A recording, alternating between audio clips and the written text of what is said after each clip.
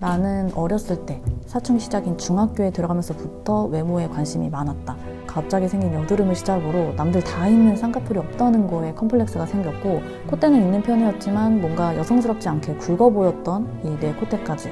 그때 당시에는 내 장점보다 단점만 보였던 것 같다.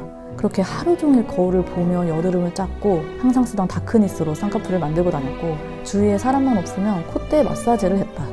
그렇게 중고등학생 시절을 보낸 결과 하얗고 매끈했던 나의 피부는 수많은 흉터가 남았고, 콧대는 그대로였다. 그래도 엄마가 해준 20만 원짜리 쌍꺼풀 수술은 나름 성공스럽긴 했던 것 같다.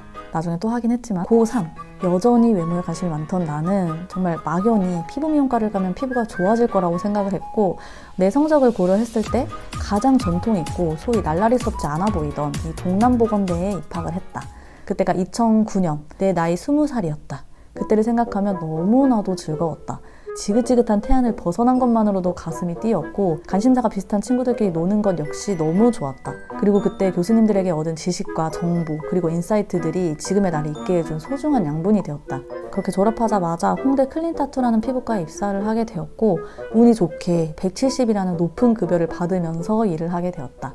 나는 사실 짠순이다. 지금 생각해보면 내 주위의 친구들과 지인들이 아직까지 남아있다는 게 신기할 정도로 베풀 줄 모르는 사람이었던 것 같다.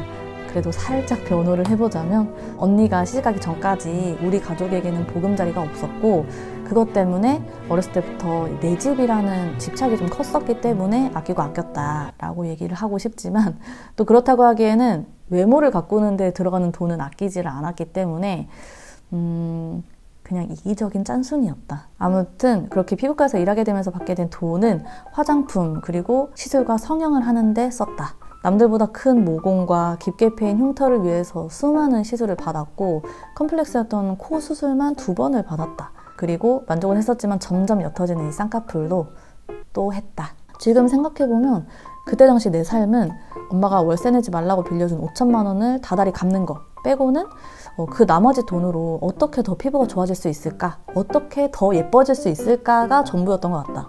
그 결과 운이 좋게도 나는 전보다 예뻐졌다.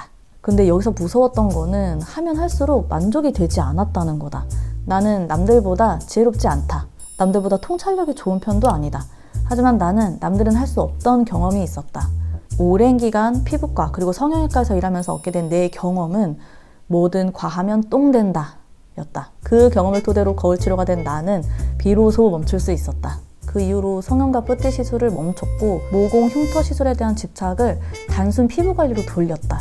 이후로도 내 행동이나 어떤 결정은 이 미에 대한 욕구보다도 경험과 객관적 사실을 우선순위로 뒀고, 그렇게 점점 피부 관리에 대한 나의 생각이 명확해지고 뚜렷해지면서 내 상담을 통해 만족하는 고객들도 급격히 많아졌었다. 여기서 신기했던 거는 단순히 실적을 생각하고 고객을 대할 때보다 내 소신과 경험을 기준으로 두고 상담을 했을 때가 실적이 더 좋았다는 거다.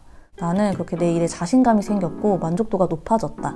이 전까지만 해도 내가 일을 하는 원동력은 오로지 돈이었지만, 일에 대한 자신감이 생기고 나서부터는 성취감 그리고 보람, 요게 절반은 그래도 차지를 했던 것 같다. 그렇게 생긴 자신감으로 내 나이 30 유튜브를 시작하게 됐다. 레드오션이다, 의사 유튜브가 그렇게 많은데 무슨 네가 피부 유튜브를 하냐 우려의 소리가 많았지만 자신 있었다 라기보다는 솔직히 유튜브는 돈이 안 들기 때문에 도전할 수 있었다. 그렇게 유튜브를 하면서 피부과에서 일할 때보다 더 많은 공부를 했고, 더 많은 피부 종사자들과 교류를 하게 됐고, 심지어 피부과에서 일할 때보다 더 많은 시술들을 직접 경험을 할 수 있었다. 유튜브를 시작하기 전만 해도 내 경험이 전부라고 생각했지만, 유튜브 시작 후로 더 많은 경험을 했다.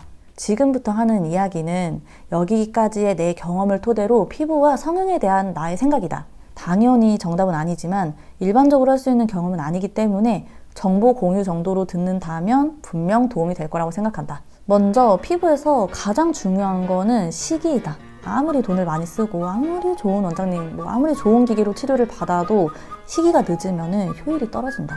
특히 청소년들은 금전적으로 부족하기 때문에 뭔가 문제가 생겼을 때 그냥 참거나 이상한 방법으로 혼자 해결하려는 경향이 큰데, 웬만하면 틀린 방법이니까 엄마를 설득하든 알바를 하든 해서 피부과를 가라. 이때 관리를 잘하건 못하건 그 결과에 따라 평생 간다. 그리고 뿌띠 시술은 절대 과하면 안 된다. 특히 필러 같은 경우에는 반복적으로 받지 않는 게 좋고 위쪽으로 부풀리거나 세우는 용도보다는 꺼진 부분을 채우는 용 정도로만 시술받는 걸 추천한다. 모공이나 흉터 그리고 잡티 같은 경우에는 절대로 이 전의 상태로 완벽하게 되돌아가지 않기 때문에 기대치를 낮출 수 있는 사람만 손대는 게 좋다.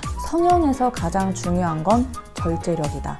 성형은 중독이라는 말이 괜히 있는 게 아닌 게 일을 하다 보면 뭔가 쎄한 느낌을 주거나 좀 소통이 안 되는 고객분들이 있는데 대부분은 높은 확률로 성형 횟수가 많은 사람들이다.